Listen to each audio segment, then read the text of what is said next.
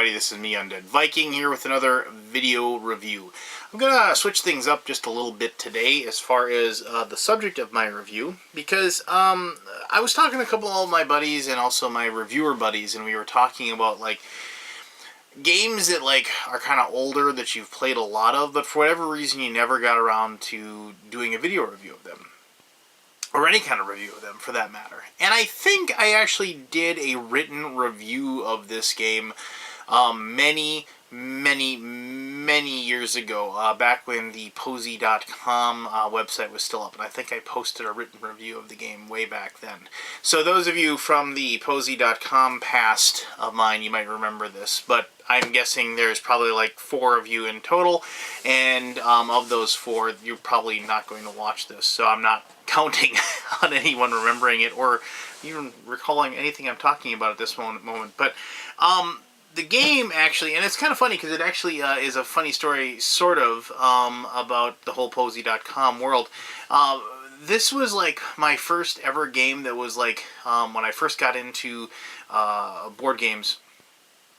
And the first ever game I ever had a why isn't this game available type of thing, because it was actually in between print runs. And this is back when, just going even further back, Posy.com was a website that sold board games in general. They had like a parent store, and for the life of me I can't think of the name of that anymore, but Posy.com was kind of like their deal of a day site. And they would sell a board game a deal of a day. And the idea was they'd sell a game at like 50% off.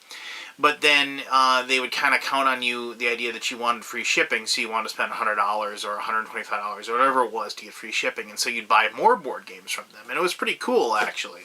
You know, I mean, it was relatively cheap shipping, even if you just bought one game, and it was kind of neat that they would post, and sometimes they'd have board game marathons and things like that, and it was really fun, and it was really cool being a part of that community. But anyway, the guy that ran it, who I got his real name at some point, but I have no idea who that guy is anymore.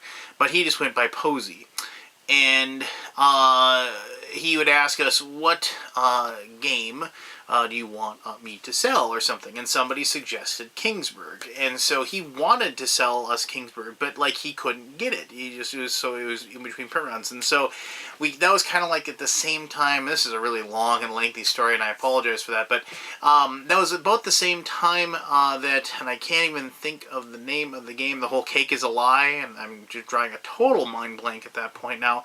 And so there was kind of like the Kingsburg is a lie, and so we kept on saying that the Kingsburg is a lie because he can never get it. And so, well, thus, obviously, you know, the game I'm going to review now is Kingsburg. Kingsburg is a strategy game. It is a worker placement game, but it is a dice worker placement game, if that makes any sense. I'm sure you played other games like this. You may have watched my like Alien Frontiers a video from a while back. You know, kind of the same premise. Roll dice, place the dice on the board, activate portions of the board to earn resources that, you know, theoretically will help you win the game. Kingsburg, the idea is that each person is a governor that it was sent by the king to go and try to protect the provinces, protect their little regions of the world, and you have to survive a certain number of seasons, and you get to roll dice, you get to curry the favor of different advisors of the king, and the king himself, if you so desire, and then you get to build buildings that will be in your province that will allow you to do other abilities and so on and so forth, score you points, and also help protect you against the incursion of some sort of beastie, some sort of monster, some sort of enemy that will be attacking everybody's city. And so you go through a season, like, and always in winter is when you get attacked, and so you just go through spring, summer, fall, and then you get attacked, and you start it all up, and you do that for, you know, multiple years, and then at the very end, whoever has the most points wins the game. So the game is for 2 to 5 people. You can play it relatively quickly, especially after everybody learns how to play the game. The only time that the game ever kind of takes a while is when there's some AP going on, you know, that as far as placing the dice. But I'll get more into that with my conclusion. I am going to touch on actually the expansion to Forge a Realm. that is in addition to Kingsburg. And quite honestly, after I played Kingsburg as many times as I have, I don't play it without this expansion. This is, and it isn't even my favorite kind of expansion, because this is one of those expansions that kind of, it's like a module expansion where it says you can use this, you can use this, you can use this, you can use some of it, you can use none of it, you can do whatever. I always like my expansion to just say throw it all in, and which is what I do with this, and I throw all the variants in. And, you know, if I'm teaching people to play the game, I don't use this, but after the first time you play it, I throw everything that's involved in this expansion, and I throw it all into the game. So, I will touch on this, but I'm going to show you how to play the base game, and after I show you how to play the base game, then I'll touch on the different portions of the expansion at that point. So, there you go. I'm going to show you, as always, I always do how to play Kingsburg, and then when we get back here, I'll tell you exactly, you know, what I think of the game. All right. All right, here we have the game of Kingsburg. Okay, pretty standard setup that you've probably seen in lots of other resource-type games. Here are the different locations. These are the different advisors that you get to influence after your die roll, and then there's the listing of the things that they give you, so to speak. Like here, this guy gives you 2 gold. This person would give you any these little green things here, these little green bags, any one resource of your choice, and one of these little tokens that allows you to add 2 to one of your die rolls if you so desire. You know, all the way, like you have the Jester, who just gives you a victory point, all the way up to the King, who gives you 1 of each resource, and also gives you a soldier that you can use to fight against the incoming monsters. Here you have your 3 different resources. This is pretty simple. You just have, you know, wood, gold, and stone. Each person will get 3 dice in their color. Sometimes you can get a bonus die, so that's what these white dice are for, the bonus dice. Down here is how you track the turn. You start with the 1 and you move all the way down to 7, and then you move down here in the turn track, if you will. And as with almost seemingly every Euro game, around the border is where you score your points. And you'll see that, like, this is like before the big point salad games. It does go up to like 60 points. But, you know, this game usually, like, people hover on, the winner hovers around over here, it seems to be, like, when you play the game, especially with multiple players. This is definitely a game, in my opinion, it plays a lot better with more people. 3 is okay, 2 is, but once you get to 4 or 5, because of the fact that, you know, you're using up spots, it becomes a lot more tactical and a lot more interesting as far as when your dice are rolled. Each player gets 1 of these. It's just a player board, and these are the different buildings that you get to build. You start off on this side and go over. This is like a level 1 building, level 2, level 3, level 4. You can see that over there. And you have to build like these over here before you can build these, and you have to build those for these. So you can't like, I'm going to build the market and then I'm going to go down here and build a town hall or whatever. You have to, you know, start with the barricade, go to crane, go to town hall, go to embassy. You have to start with statue, chapel, and then there's text that tells you what it does. Like, you know, the blacksmith, you can see it gives you +1 in battle. The chapel at the beginning of each productive season, if your dice roll is 7 or less, you can re-roll all of them. Things like that. And then when you build a building, you just take a token that's in your color. So this is a red one. So if you were the red player, and then you just place the token over the spot to show that you've built the building. And since monsters can attack, and if they successfully attack you, they can destroy buildings, you have to lose the buildings. And the way it works is you lose the furthest most right building and furthest most the top building. So if you had like the cathedral built and you lost building, you'd always lose the cathedral. So anyway, the game progresses really simply. Each person gets, as I said, gets their 3 dice, and they roll it at the beginning of each productive season. And you roll your dice, and then you take your total, and that's a horrible roll. And then, like in this case, I have a 1, a 2, and a 3, so blue would have that. And then each person rolls their dice. I'll just, let me just do this quickly. So yellow got a 10. Green gets 14, that's nice. And then black gets a 9, and then red gets an 8. Alright, so like this is the very first beginning of the game. You set up the turn order. Person who rolled the lowest gets to go first. Blue's already in that spot. And you just go from there. If somebody ties, they maintain the same level. You're supposed to like shake up the discs in the first turn and like place them randomly. Whatever. So it looks like green got a 14, so they're last. Yellow got a 10, and then we have an 8 and a 9. So it's going to go red like that. And that'll be the turn order. So the first person goes and goes straight down. I'm not going to show you each turn or anything like that. I'm not going to show you like a complete playthrough or anything. But the way it works is you take your dice. If these are the blue dice and you got a 1, 2, and 3, you can place all 3 of your dice. You can place 1 of your die. You can place 2, whatever, and you just total up the number and you have to cover up the spot. So you could put a 1 there if you wanted to take the jester. You could put a 3 there. You need to get the wood, and 2 there to get. But you can only do 1 on your turn. So you pick 1. I spilled 1 over there. You pick 1, and then the next person goes in turn order. Then the next person goes, next person goes, next person goes. Then it comes back to you. So you could like go and like put all of them into 6, but that's not exactly the best one to do, especially if you don't have a lot of resources, because this is the one that allows you to trade. You can trade 1 resource in to get another 2. And then so the problem I have a lot of times is, and this is one of the things I really like about the game, is that in lots of worker placement games, I've said this in many of my reviews, that if you manage to kind of screw somebody over by taking what they need or what they want along the way while you're trying to do your thing, all the better, but you can't really play the game trying to screw somebody over. It's just kind of a happenstance type of situation. But in these types of games, it really isn't that way. I mean, this game is because of the fact that you know what people are limited by as far as what their die rolls are, and the die rolls are completely open knowledge. You actually will find yourself making decisions that are to help yourself, but also making sure that you kind of bone somebody and they're unable to do what they want. I mean, so to speak, like if you had a situation, I'm gonna make this up and put it together to make it work. But let's say like black had taken the 5 spot, and and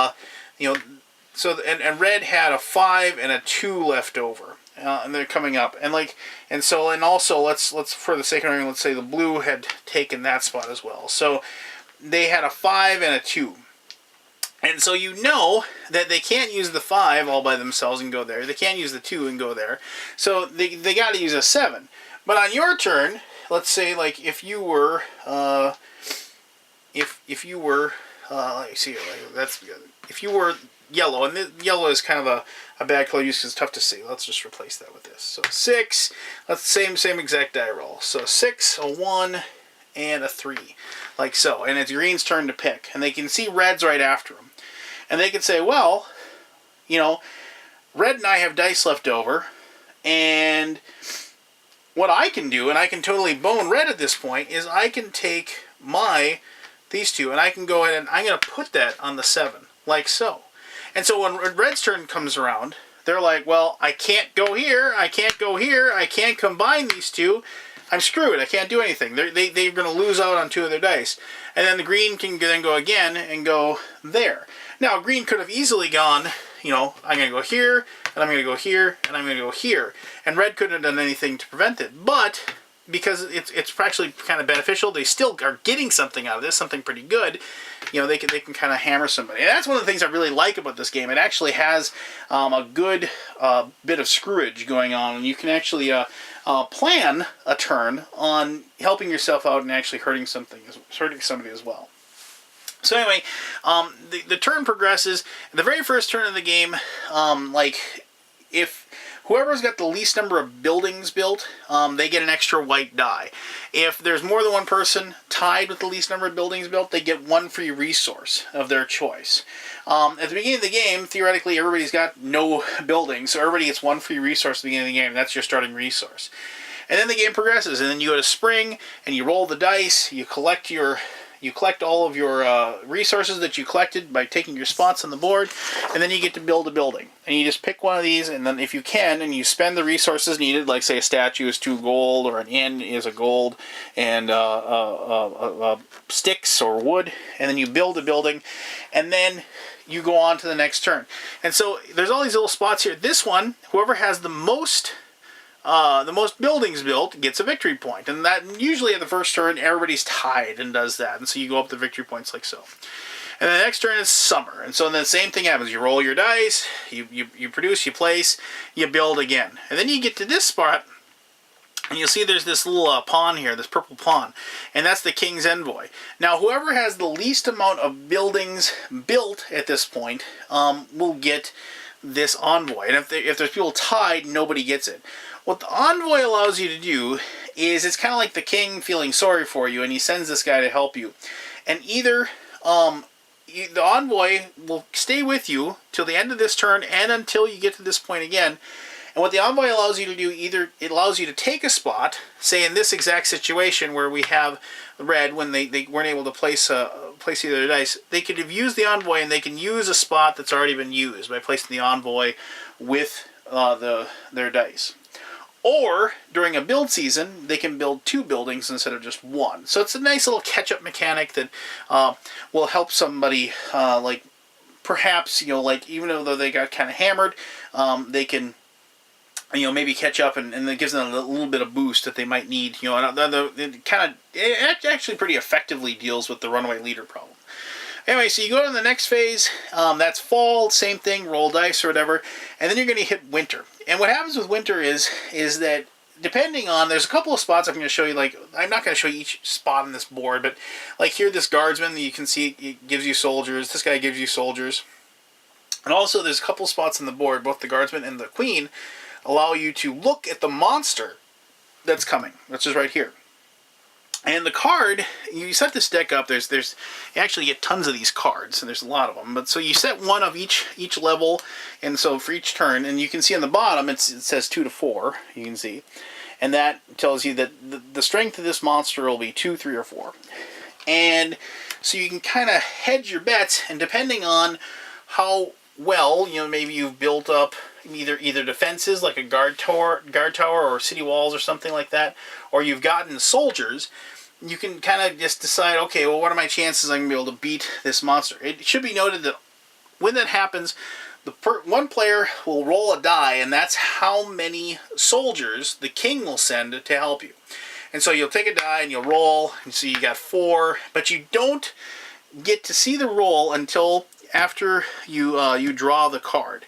So at this point, if you want, you can spend any 2 goods to buy extra guards, and so you can then spend those goods to basically help yourself not get hurt by the monster. So you reveal the monster, then you roll that die. I rolled a 4. I rolled it out of turn, but you would reveal the monster. In this case, it's goblins.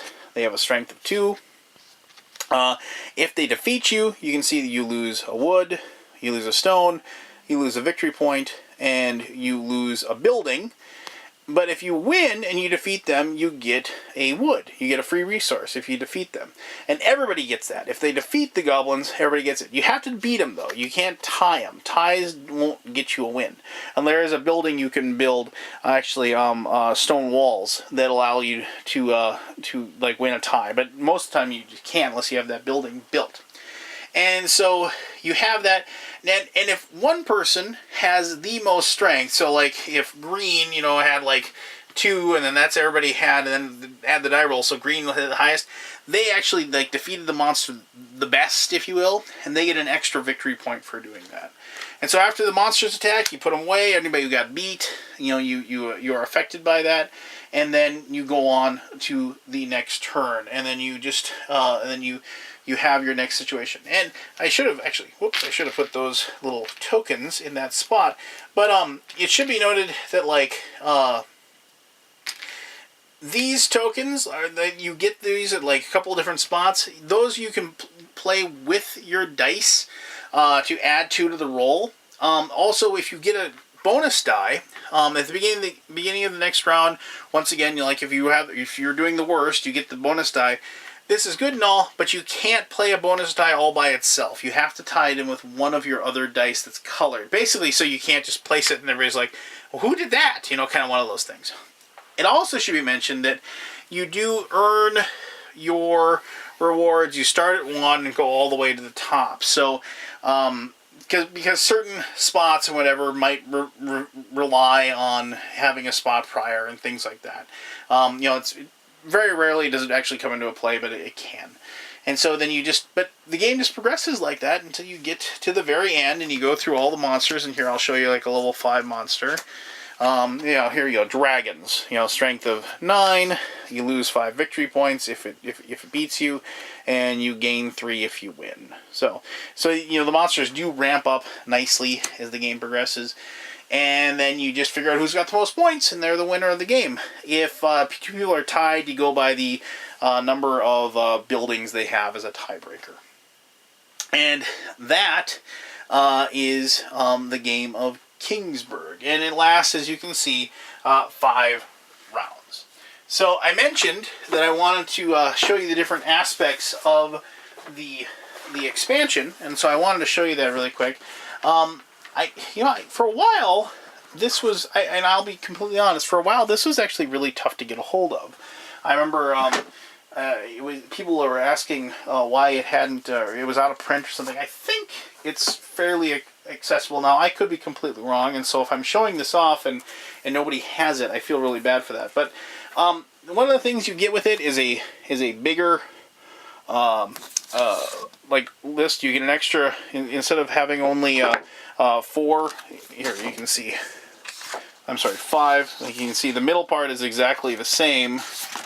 Here's the original, but the next one has an extra line up here with the sawmill, quarry, goldsmith, and mint. And then it has on the bottom, it has improvised defenses, a recruiting center, training camp, and military academy. It adds 2 lines to the list, which is kind of nice. It's just more options. Another thing that it adds is that it gives you these little bars that you can see. There's a little letter over on the side, and what you do is you hand these out randomly, or like you hand, I believe the way the rules are, you give like 2 or 3 of these to each person face down, or they take them face down, and then they get to pick 1 or 2 or none, or whatever they want to do. And if you pick it, you like this one, as you can see, is letter B, and there's a little B, and so then you can take it and you can just place it over like so, and then that would cover that particular spot for the rest of the game. Another thing that the game adds, and notice these are all like different modules that they say that you can add. You can add all of them or none of them or whatever. They have this particular deck of cards. This is just you draw one of these before each turn, and it's just something random that affects. Like here he goes. The king is sick. The king, number 18, cannot be influenced.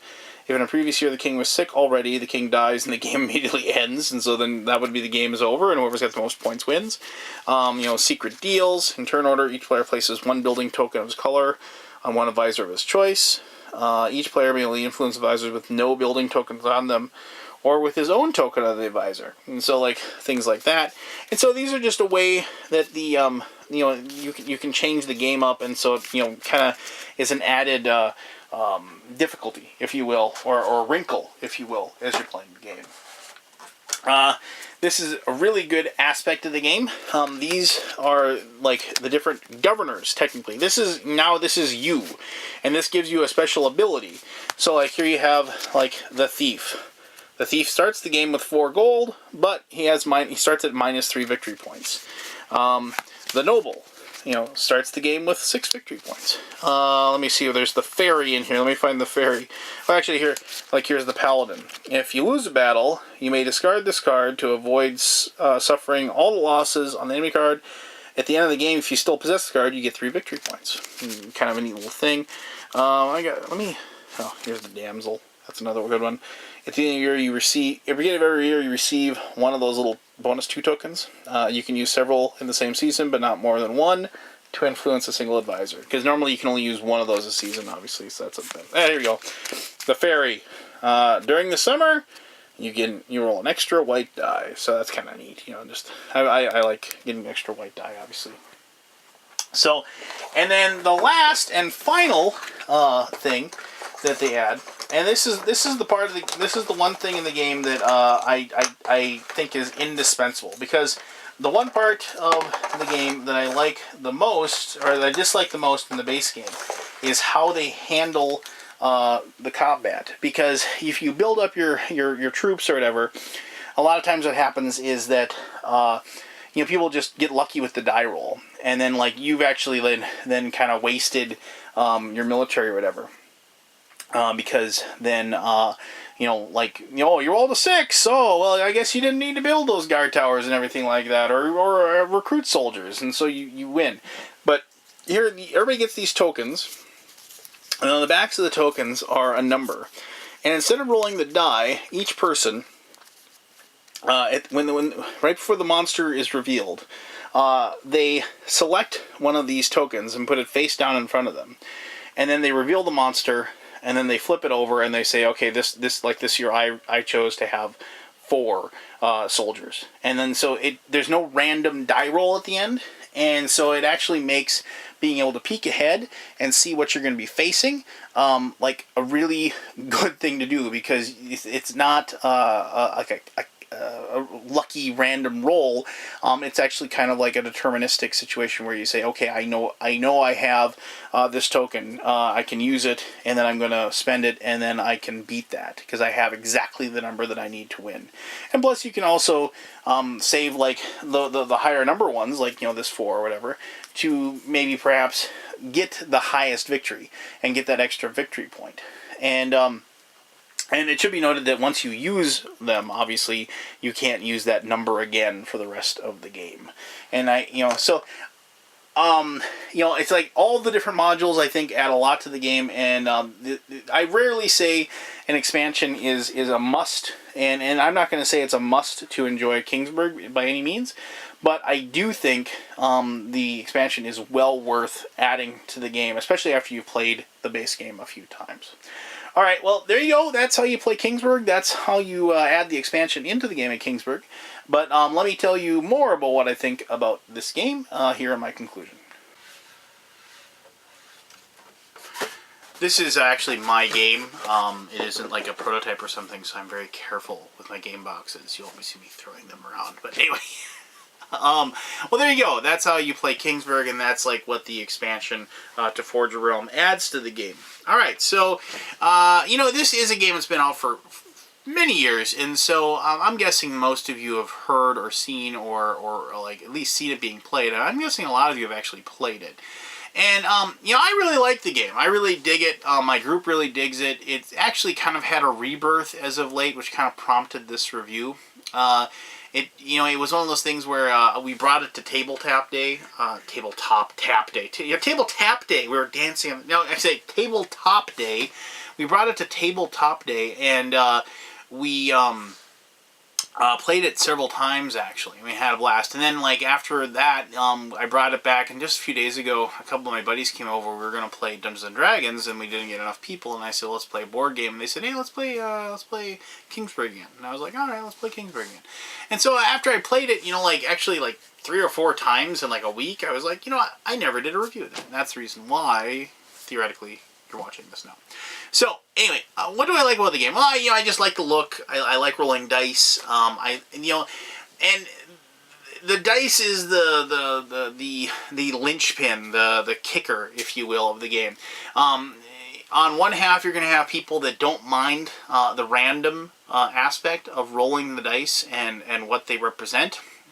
And on the other side, you're going to have the people that want a more deterministic game, and they're going to want a more non-chaotic game experience.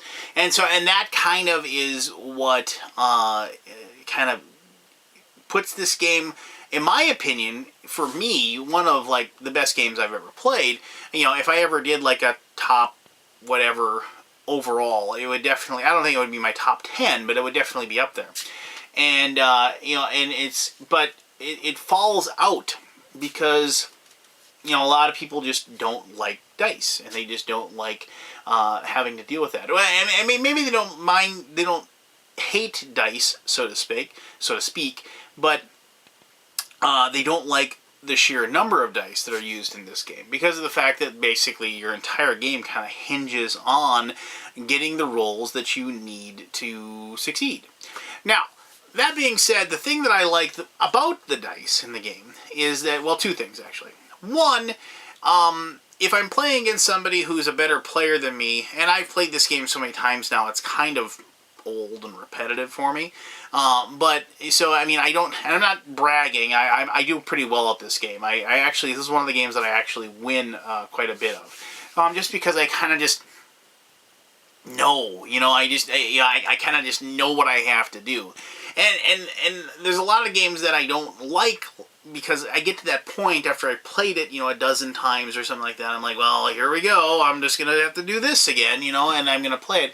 But the thing I like about it is that if I'm playing against somebody like that, or I'm playing me and I'm playing that, bad dice rolls prevent me from just going down that same old path again, you know, and just like, here we go, you know, I'm gonna play, you know, like Russian Railroads is a great game and I love it. I've been playing a lot of it lately. I'm well into my like 20 plays of that, but I know I'm eventually gonna have that where, okay, here we go, I'm playing Russian Railroads again. Am I gonna be industry, you know?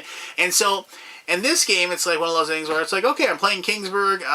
You know, am I going to go, I'm going to build my statue first, then I'm going to build my chapel, and so on and so forth. And so, but if I'm not getting the dice that I need to roll, I've got to figure out how to use the dice that I have, combined with my player position, combined with you know, if I have those +2 tokens, or combined if I have, you know, a farm to give me an extra dice, and all those different other aspects. And I have to figure out, okay, if I put my 3 here, I can get a stick. If I put a 9 here, I get this. And you kind of go like that. And like, if you just kept on rolling 17s over and over again and getting the queen every turn, the game would be pretty easy. But obviously, that's not going to happen. Well, I guess theoretically it could happen, but the chances are it's just not going to happen. And so you have those cool decisions. And the thing is that, like, also, it's one of those neat things where it's like, if you roll really well, like you get a 16 or a 17, something like that, and it's like, well, you know, I can get, you know, take that queen spot, which is a really awesome spot. And we've had many discussions as to whether or not the queen is actually better than the king. She is. And, you know, and why, you know, and so on and so forth. But, you know, do I dare divide that up? You know, am I going to do this, that, the other thing?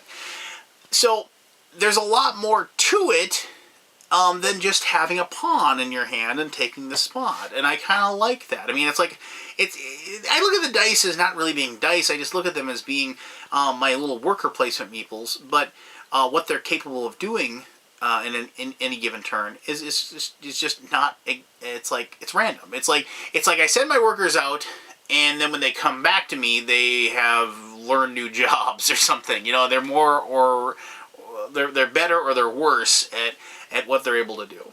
And I kind of like that aspect. I like the fact that even though I play the game a ton, there's no guarantee that I'm going to be able to pull it off. And then when you add in the stuff with with the expansion, you know, with like the different governors that you can be, like you're actually somebody, the different templates, the longer board with all the different options, you know, and also I can't say enough how much better it is to use the military tokens instead of rolling a die to determine the reinforcements, because I strongly believe that this expansion is worth it if that was the only thing you're going to use. That's the only thing, because it actually makes like learning what you're going to fight important, and you know, being able to decide when you're going to use which token and so on and so forth, and being secretive and like trying to get people to believe in certain things, and you know, whatever. So you know, but you add in the different variabilities in this, if you throw them all into the game, plus the game is you know, is different enough each time you play that, yeah, you kind of know what you're supposed to do. You know that, like, you know, stone is probably the toughest resource really to get a lot of, because and gold sticks are easy, things like that. You just kind of know the game, but you kind of have enough randomness and enough variability that the game kind of never becomes tiresome. It never becomes like just another trudge down that one path once again, and doing this again. So I mean, there you go. I mean, that's kind of my opinion as far as where I stand on what's more important or whatever. And and I'll say this about the expansion. There's a lot of times people will say, oh well, the game's worthless without the expansion, or the expansion fixed all the problems, or whatever. The base game is actually really good. I'd even hazard if you've never introduced anybody to a Euro game and you want to kind of ease their feet in, I think Kingsburg is actually really good. It's kind of like, in my opinion, kind of like Stone Age in the way, because it's like you can get people to understand like games like Stone Age and Kingsburg really easy. I think I should do a review on Stone Age at some point too, because I played that game a lot as well. So I mean, there you go. The game's been out forever. I find it very hard to believe that if you are a regular player of Euro board games, that you've never played it, or this is like totally brand new information to you. I'm pretty sure this might be old news. And so, in fact, a lot of people are probably maybe just tuning in just to see what I think of this time-old classic, if you will. And for that, I do appreciate you very much. I'm looking at the people that designed this game. Andrea Chiarvesio and Luca Ianico. I'm probably butchering that, and I apologize to both of you. But I noticed it was a Stratolibre game. And Stratolibre games are like, come from Italy, and obviously, well, the names, obviously. But, Fantasy Flight distributed it, and I think they did that for a lot of Stratolibre games, actually. And I don't know if they're still tied together or not, honestly. But, the game itself is beautiful. You saw that, the way it looks, and I love the art, and I love everything about it. And like I said, it's had a renaissance lately with my gaming group, and I'm pretty sure it'll once again fade away. But this is a game that I'll never get rid of. It'll always be one of those games, since everybody knows how to play. It'll be like, we got an hour and a half, let's play Kingsburg, and we'll play it. Plus, it also satisfies 2 to 5 people, which is always nice. Because if you have 5, it always stinks when it's like, oh, this game's awesome, but you can only play with 4. So that's always kind of one of those things that I really appreciate when it can handle up to 5 people. So, well, there you go. That's my thoughts on Kingsburg, an older game, but a great one. If you like this type of review, like the revisiting some old classics, please let me know. I'm thinking about doing more of these as the year progresses. Don't worry, I'm still going to do my preview videos. I'm still going to do my new release videos. I got a ton of games I need to review right now. I'm just looking for time to do it, actually. I got a ton of stuff. My daughter's in dance. I had to do a dance with her recently. No videos on that's coming, I'll assure you. And, there's all kinds of crazy stuff going on. But I'm going to try to get through as much as I can prior to the big, prior to Origins and prior to Gen Con and things like that, when the big new releases come midway through the year. And, well, yeah, so just stay tuned. And as always, if you have any questions about the game, or you want to chime in and tell me what you think of Kingsburg, please do so. I really appreciate you taking the time to watch this video, as always. And until next time, this was me, the Undead Viking, here in Moorhead, Minnesota, in my gaming dojo. And I'm telling you to have an awesome day. Alright, bye-bye now.